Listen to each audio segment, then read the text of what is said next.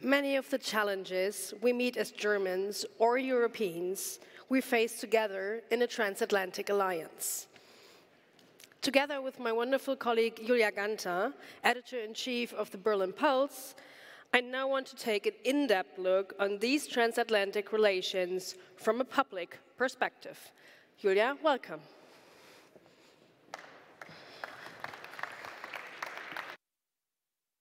Bisschen später angefangen, ne? Ja. Hi, Julia. First of all, congratulations to the new edition of the Berlin Pulse. And before we start looking more closely at the public view of Germans and Americans, can you tell us a bit more about our annual flagship survey and publication? Sure, I'd love to. So the Berlin Pulse just opposes international expectations of Germany with the German public view. And in this latest edition, we have authors from all G20 countries contributing with an opinion piece and an interview, as well as our representative, not international, but German survey that displays how Germans, but also Americans, think about a variety of foreign policy issues. Now, as we want to focus on the transatlantic results of our survey, I also have to mention that we have a long-time cooperation partner, the Pew Research Center, a fact tank based in Washington, D.C., and they are polling a part of our survey also in the US. Indeed, we want to focus on some of the transatlantic results. So while it is rather cold outside, even a bit snowy, what would be the result of a temperature check of the transatlantic relationship? Gladfully not as chilly as it is today in Berlin. I'd rather say 24 degrees bearable German summer temperatures. And the reason for the basis for my estimate is that 77% of Germans, they have a positive view on the current transatlantic relationship, and 85% of Americans share this positive view. Now, if you look at the development, we can see that there's a slight decrease in positive perceptions in Germany, but overall, the positive trends that we can observe since the election of President Biden in 2020 continues even this year. Americans, and this is what you can see in the blue, following the blue line, they have a slightly more positive view this year, but overall, their perceptions haven't changed much since 2017. On both sides of the Atlantic, 2024 will be an election year. Europeans elect the members of the EU Parliament, and Americans their president. Do Germans have an opinion on how the US election might affect transatlantic relations? Yeah, I mean, already this result shows that who sits in the White House actually has a very big impact on how Germans think about the US and their transatlantic relationship. And we have specifically asked Germans what they think, how would be the impact of a re-election of former President Trump next year. And if we add up the results that you can see in red, 82% believe that it would rather have a negative effect on transatlantic relations. Let's move to another topic of importance. How to adapt policies to a rising China is a question that drives policymakers in the US and Germany alike. But how do people in both countries perceive China's rise? So we asked Germans since 2017 already how they perceive China's increasing international influence. And what you can see on the left side of the graph is that views on China are constantly deteriorating. This year, 62% of Germans perceive China's increasing international influence as something negative. And since 2017, the number of Germans sharing this view has actually doubled. Now, Americans, and this is what you can see on the other side of the graph, they have an even more negative perception. 71% perceive China's international influence as something negative. So views on China, at least when we look at this result, they're rather similar, but where they differ quite a lot is when we ask publics in both countries about their threat perception. So if you direct your attention to the red parts of the two bars, you can see that 13% of Germans, they perceive China as a major military threat for their country's security, while 70% of Americans share this view. And actually, we have also asked this very same question regarding Russia. What do you think, how do Americans and Germans look at Russia as a military threat? Well, my guess would be that both Germans and Americans feel more threatened, military threatened by Russia. Yeah, you're right. Probably that's a too easy question for you at this moment that we're currently experiencing. Again, if you look at the red part of the bar, you can see that 36% of Germans perceive Russia as a major military threat. And this is actually an increase of 14 percentage points compared to last year. So if some people talk of a normalization within the German public going on with regards to the war in Ukraine, I would say that this result shows a slightly different image because of the changes that we can see comparing to last year. Puzzling is also that twice as many Americans as Germans perceive Russia as a major military threat. Russia and China strive to reshape the international order. At large, autocracies are on the rise. But how do people across the Atlantic perceive democracies and their ability to tackle today's challenges? So actually, Germans and Americans, they have quite a similar view on this. Both believe in the power of democracy to tackle global challenges. So it's 8 out of 10 respondents in both countries. This year's Berlin Foreign Policy Forum focuses on power shifts.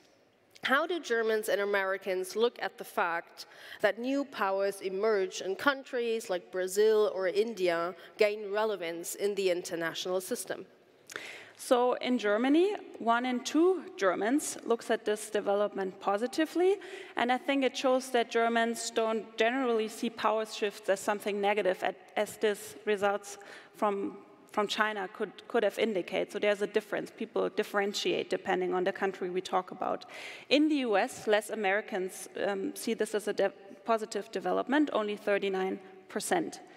And if you let me conclude, I'd say that transatlantic relations are generally in a good shape.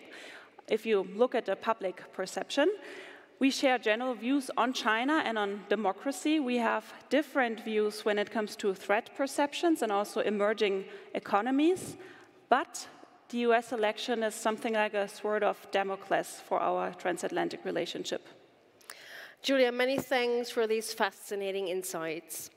You can find these and other results not only in our publication, which is this one here, but also on our webpage. Please have a look into it. We are now delighted to welcome Michael Link, Coordinator of Transatlantic Cooperation at the Federal Foreign Office, for a first comment on this year's the Berlin Pulse results. Mr. Link, the floor is yours.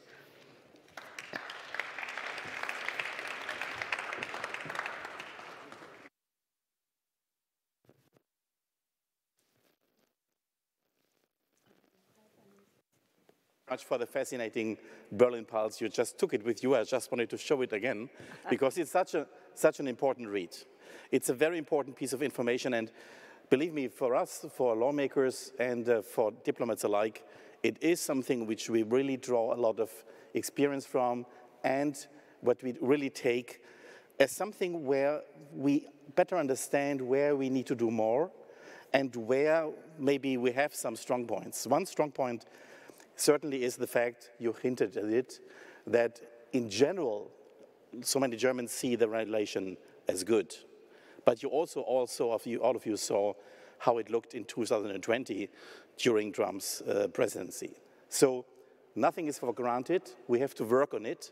And even the fact that we have today an administration, the Biden administration, that is taking the European Union as such serious and as a partner, that can easily go away if, you mentioned it, the sword of Damocles in the transatlantic relations would materialize. So what can we do?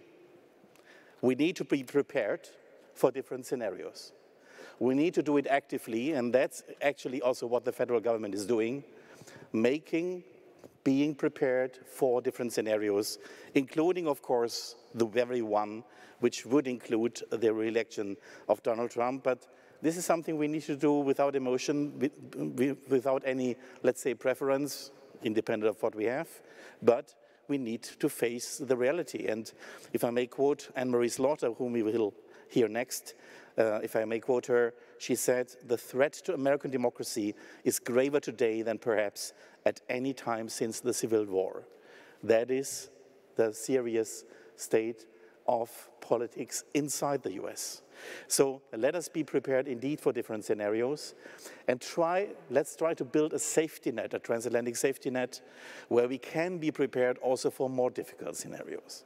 The safety net implies, of course, enlarging and strengthening relations to areas wide around the White House, around the administration, going in the states, strengthening relations with governors, strengthening relations with those senators and lawmakers in the House of Representatives who have strong interest in keeping transatlantic relations alive, even as they support Trump.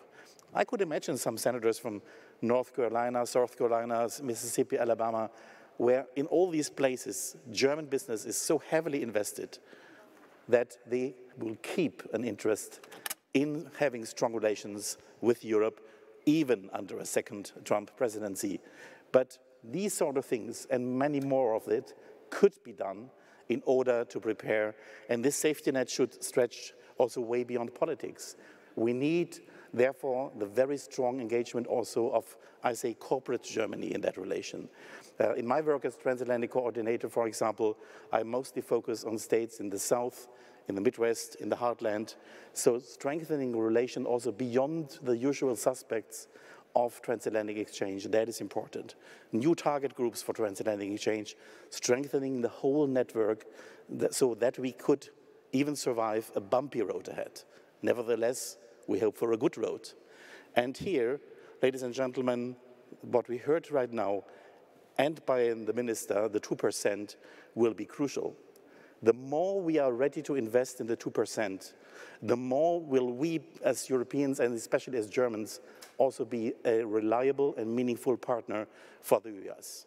The clear expectation of both sides from the aisle, on both sides of the aisle, Democrats and Republicans alike, but especially Republicans right now, is that we deliver on the 2%.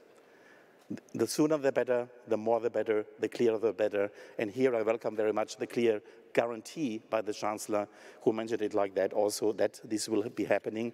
And, no kidding, this is really something where we will be under observation by our allies, by the Americans, but also by all other NATO allies, and rightly so, because we Germans cannot hide away from the high expectations we are facing in the world. So let's not shy away. Part of the transatlantic relations is also that we are ready to assume the responsibility to be a partner in leadership in the framework of NATO and the transatlantic relations. And here, all the other challenges, I could also mention China, how we together react on China, how we together react on new developments in BRICS, for example, or how we react also in regarding to new issues of trade. All these things need to be addressed. By the way, and that shall be my final point, the clock is ticking. Not only my clock, but the clock is ticking for getting maybe some last-minute successes with the incumbent administration before we go in the hot election campaign. Trade would be of the essence. We are stuck in difficult trade talks with the US. Let's use this momentum. We in the government and in the German parliament, we are pressing very hard for that because we need to be prepared, and having good trade agreements is also part of a safety net, of a transatlantic safety net we need so much. Thank you very much for your attention.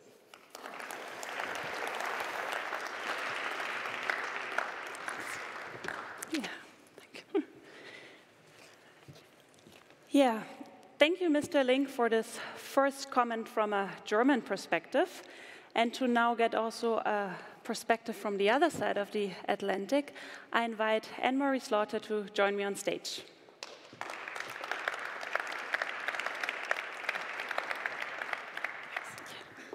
This one, the second.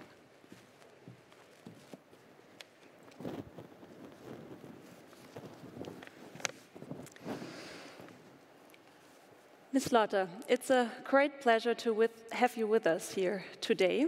You are the chief executive of New America, a think but also an action tank headquartered in Washington, D.C. You were the director of policy planning in the US State Department under Secretary of State Hillary Clinton, and also the Dean of the School of Public and International Affairs at Princeton University. And you have a background not only in international relations, but also in international law. So I think, as we want to talk about transatlantic relations in a contested international order, you are the perfect person for having this conversation, so welcome. Thank you. In the next few minutes, we want to touch upon some of the key issues for this topic, and then I want to open it up to our audience and give you the chance to ask a couple of questions, so be prepared. And I want to start with what we have just heard. Mr. Link talked about a transatlantic safety net that we also need because transatlantic relations are put to the test. So I wanted to ask you, what other elements and actors from your perspective put these transatlantic relations to the test at the moment? So thank you, and it is a great pleasure to be here. I will say also, my husband and I have been fellows at the American Academy in Berlin since September, which is a fellowship designed to strengthen US-German relations. So from the point of view of building those ties, it's been very successful. We would be happy to stay here for another year, and that can't happen, but it's been a real joy to be in Berlin. So I agree with Mr. Link on almost, really on all his points. And he said I sound like the Cassandra on American democracy, but I do think we cannot take the stability of the American political system for granted. So I would start by saying, absolutely, let's do as much as we possibly can, not only before November of 2024, but really before the campaign season, really starting in March, starts to wipe everything else out. We are, I think many people on my side of the aisle as a Democrat are determined not to be complacent. We were complacent in 2016, and we cannot be again. So to some extent, what you hear from all of us is concern that is directed at fellow Americans as much as everyone else, to say, look, it is a very real possibility that Donald Trump can be elected again, and he will be the nominee, and Biden will be the nominee, and Kamala Harris will be his the vice presidential nominee. I'm just going to put that out there because I know someone's going to ask. But you know, it's going to be a close election under any circumstance, and a large part of that is our political system, where it's only 4 or 5 states that matter. One of them is Michigan. Michigan has the largest Arab American population in the United States. Right now, that population is not likely to vote for Biden. So I start with that just to say it is very striking to see that German views of the United States went from under 20% back to 75% between 2020 and now. And as you said, there's a little bit of a dip. But that means if Trump is elected again, we are going to see ourselves, we're going to have a very bumpy time. But then here, even if Trump isn't reelected, you're already seeing the Republicans in Congress saying we'll vote for aid for Israel, but not for Ukraine. So Trump is a symptom there. He's not the cause. He's a symptom of a very deep split. So I think things are good now. I think there is a tremendous desire among Americans of my generation, and I'm a baby boomer, I would say, right, Republicans and Democrats, for a strong NATO and a strong transatlantic relationship. I think the younger you get, you're also getting to an America that doesn't have a white majority. So Americans under 30, there will be no white majority by 2027. That's just 3 years away. So that there's less commitment to the transatlantic relationship, not because there's a dislike of Europe, but because if you come from Latin America or from Africa or from Asia, you don't have those reflexive ties that many of us do.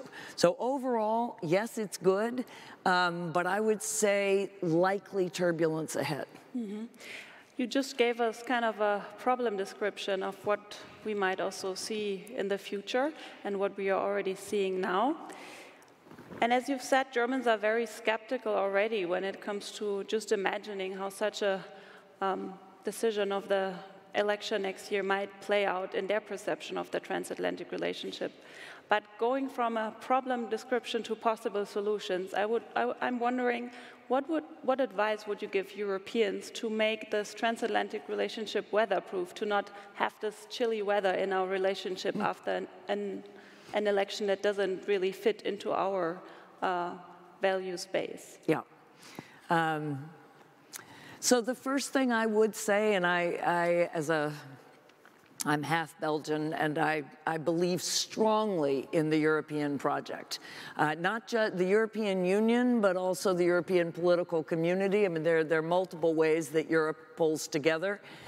But I do think the best thing that Germany and Europe can do is to strengthen the European Union and the European voice in NATO. The 2% increase should not be for the United States. For too long, it's been, we're going along, and then periodically a US president, and Obama did this too, comes and beats on us to spend more, and we make promises and we don't deliver. That's not true, I think, with the Zeitenwende, but it is for Europe.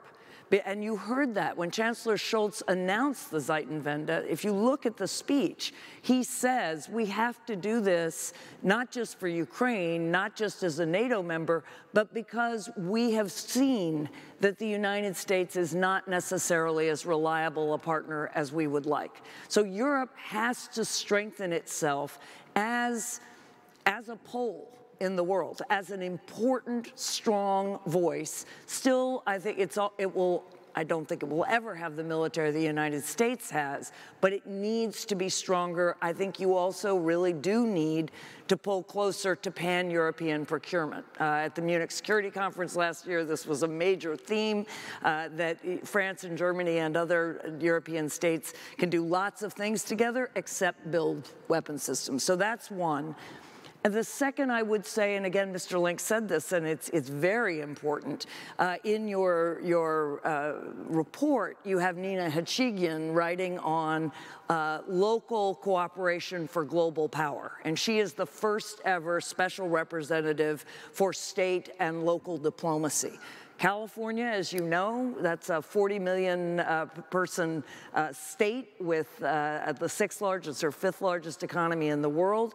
There are many states where Germans and Europeans can still build relationships also with cities. That is not going to help in Ukraine. Well, it will help in Ukraine, although not necessarily on the military side. But thinking about the United States, in some ways a little more like you think about the European Union, with lots of subnational parts, and building those relationships is the second.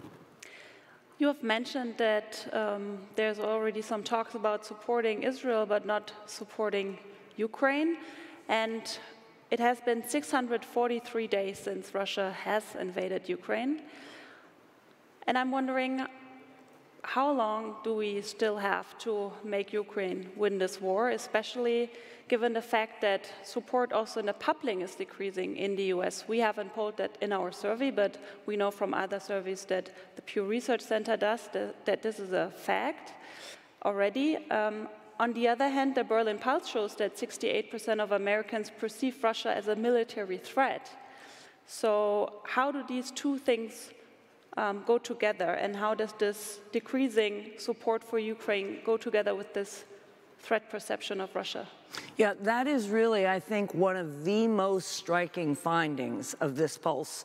If you look carefully, what you see is that there is the majority of Germans, well, the largest number of Germans, it's a plurality, see the war in Ukraine as the greatest foreign policy issue that Germany faces. And it goes, you know, the war in Ukraine, and then migration, and then climate, and then China, and then Russia. So the number of Germans who see Russia as a military threat is much lower, whereas in the US it's the flip, where we see Russia as the greater military threat.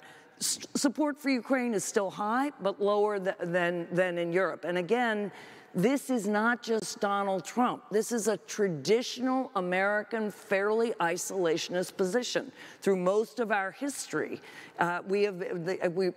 George Washington started by saying no entangling foreign alliances. The 20th century is the exception to that rule. People like me will fight very hard to keep us as internationalists, but there's a strong current there that has always been current, is particularly more in the middle of the country that says, you know, we need to take care of problems at home. So I think certainly, obviously through the election in 2024 through 2025, there will still be strong support under the Biden administration. I think they'll get it through. I think many of us are deeply committed to this war.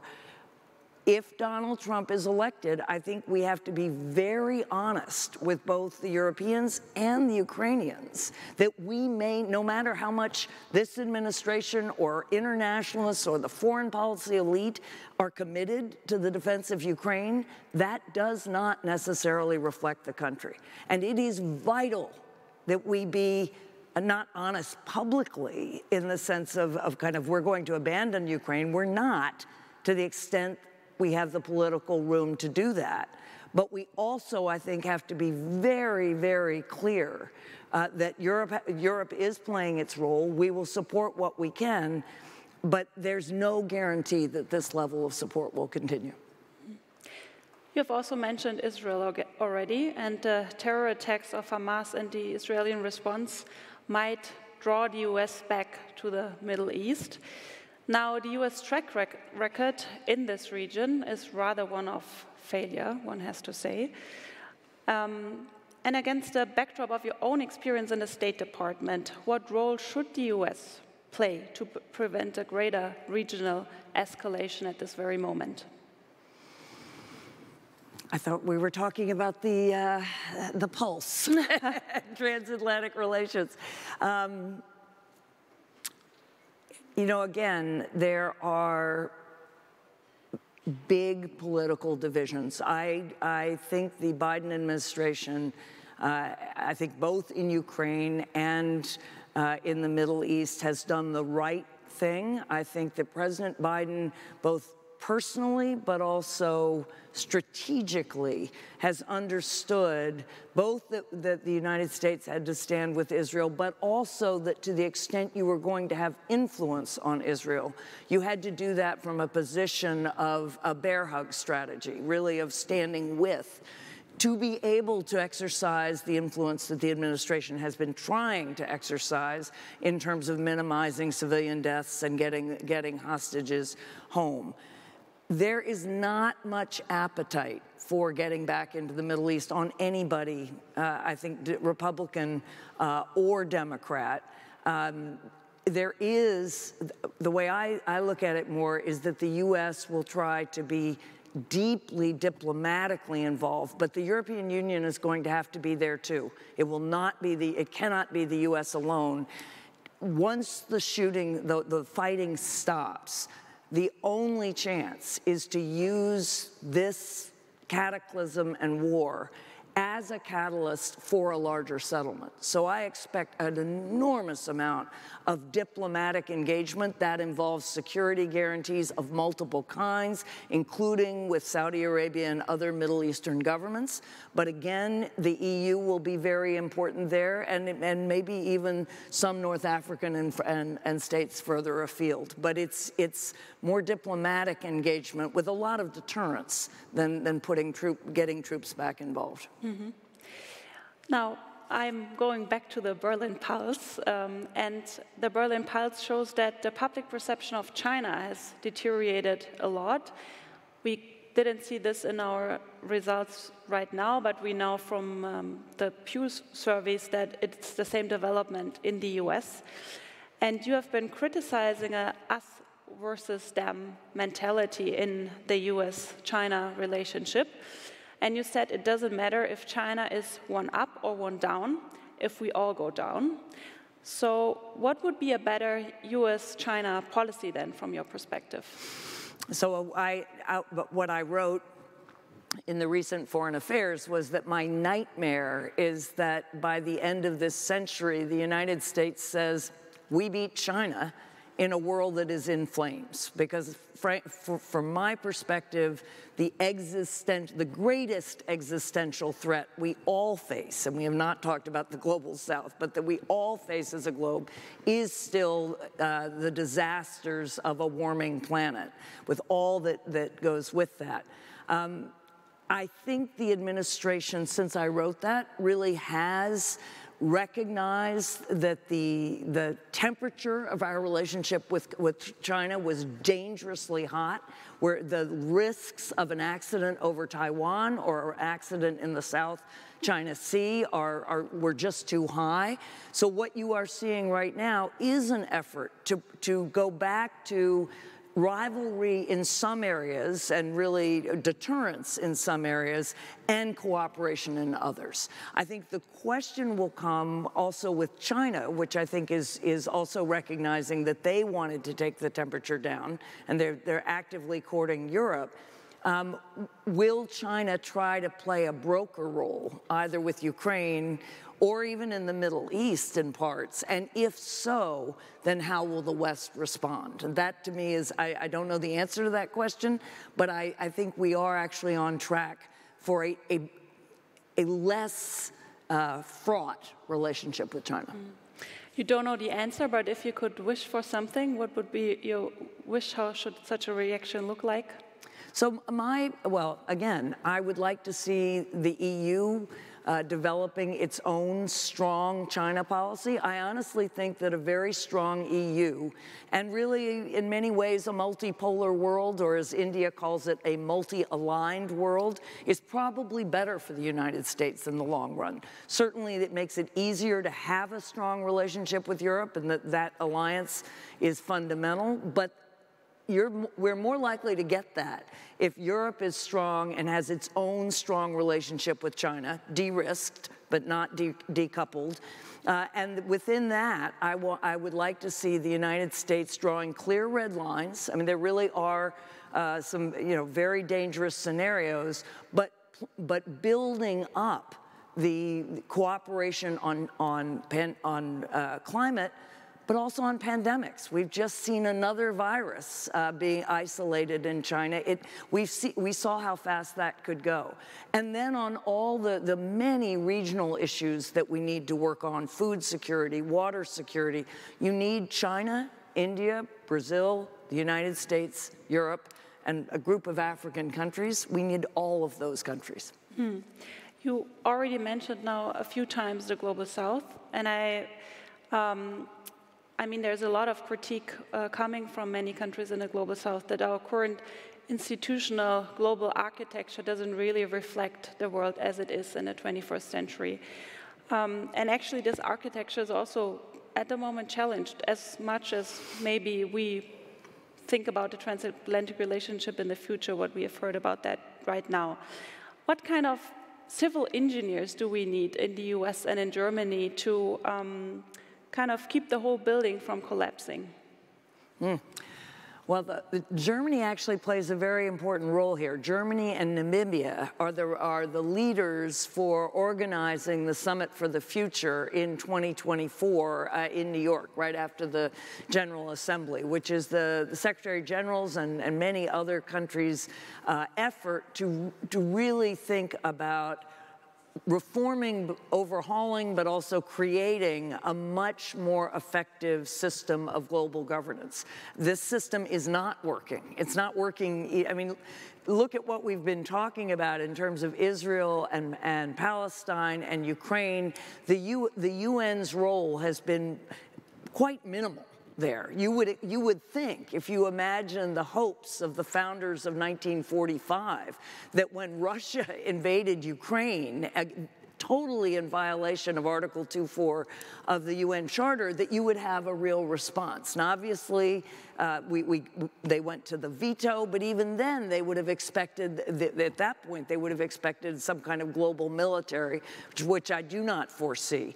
But I do think that unless we can create new organizations and overhaul our existing organizations, and I expect regional organizations like the EU and the AU and ASEAN to play a bigger role, we've really lost any sense among younger people that there is any global authority, and that's very dangerous.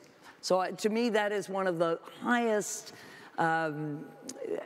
agenda items for the rest of this century, of the rest of this decade, is to think about how do we create a global governance system, maybe based on regional pillars, that actually works. Not an easy task to think about. I think there might be not so easy questions coming from the public, from the audience too. Let's see. Anyway, it's your moment now, and I'm already seeing many raised hands. And I'll try to group some of the questions. So there's a couple of here. Maybe we can start with first row, second row left.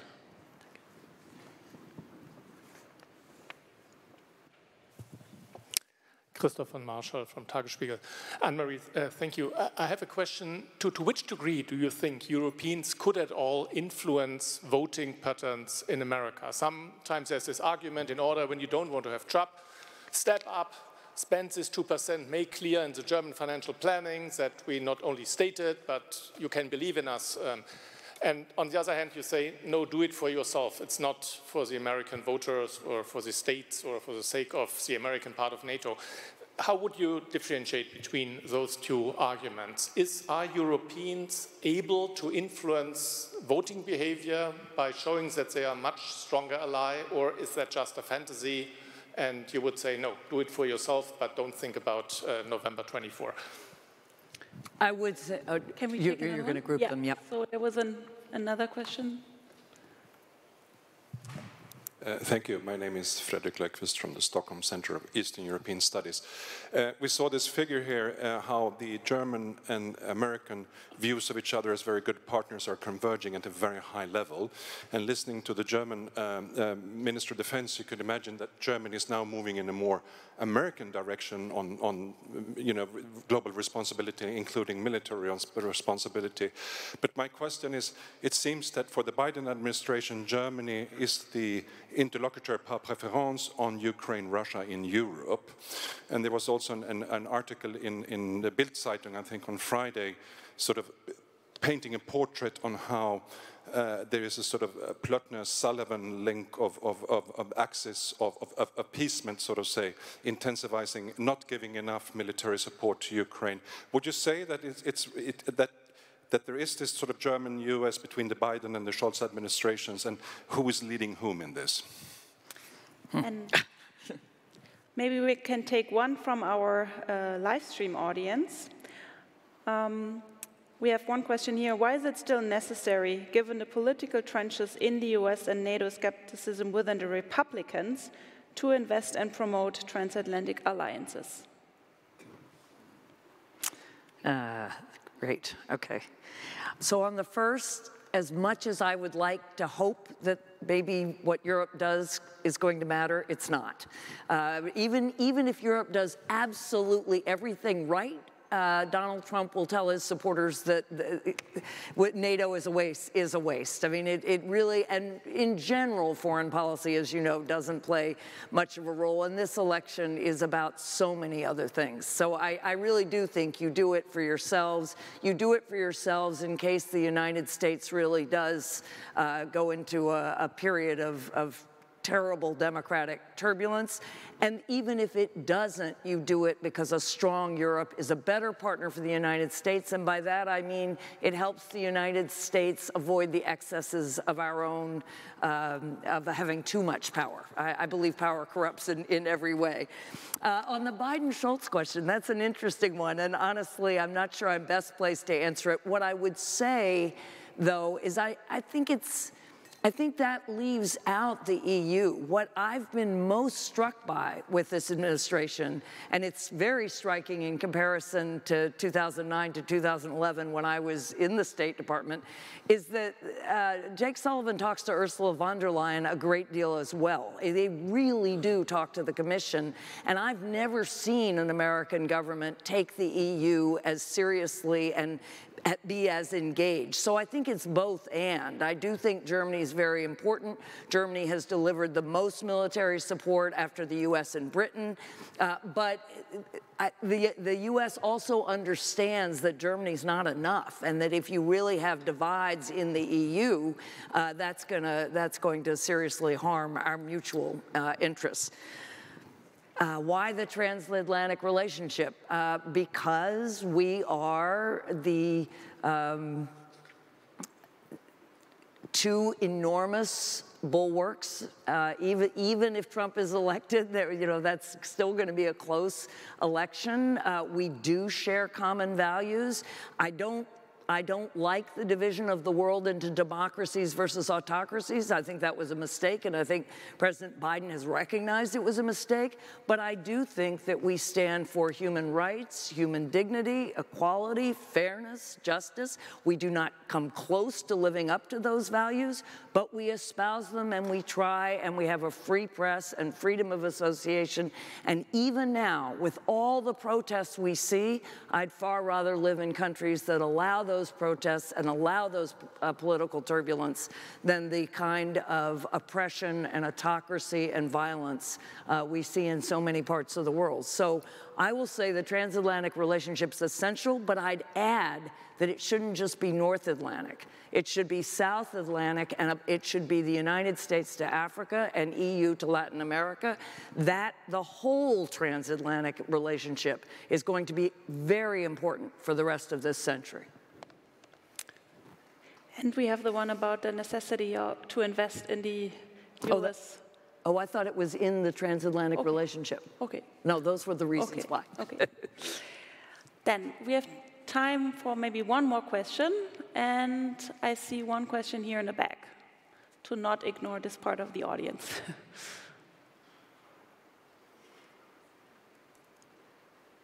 Thank you. I'm John Miriapa from Sri Lanka. My question is, with respect to BRICS, do you foresee any form of cooperation taking place between the United States and the emerging BRICS bloc, given its magnitude, economy, etc.?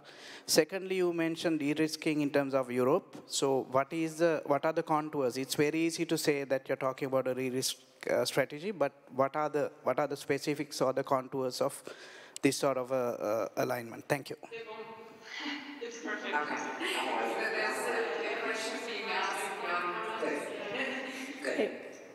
What was that? I think we have some technical issues, but we just continue. I thought I might be hearing myself. Yeah. Yeah. Maybe. Again, a little bit towards yourself. Yeah, I think I think we're off. Someone surely will take care of that. Yeah, and I'm now back on my mic. Okay, we just continue with this last question. Thank you. Thank you, and I think that actually is a great last question because we've not been able to talk as much as we might have about the differences in the way the Americans versus the Germans perceive the rise of India, Brazil, and other BRICS, where Germans are 10%, 10, 12%, I think, more positive than Americans are. I do think that over the next decade or two, you will see stronger ties with the BRICS, in part because, again, you just can't underestimate the demographic change. In the 2040s, where you have 49% European Americans, 30 to 35% Hispanic Americans. So that's Central America, Latin America, and of course, really, that's an enormous group, and Brazil will be there, but so will ties to other Latin American countries, and then African Americans and Asian Americans. So over time, you are going to see stronger relations with the BRICS, because those are the countries that many Americans will be coming from now, but their population increases.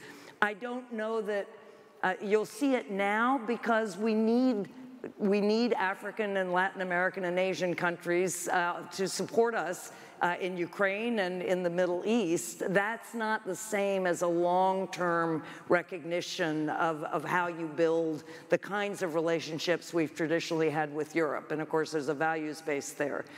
On the de-risking, I mean, I think we have succeeded when we're talking about de-risking and not decoupling. Decoupling would be disastrous. De-risking, I think, is sensible policy. The biggest issue, I think, from the US side and really from the European side, is we have to be able to offer more to the many countries, particularly in technology, whom we say you shouldn't be leaning on China, but what are we offering instead?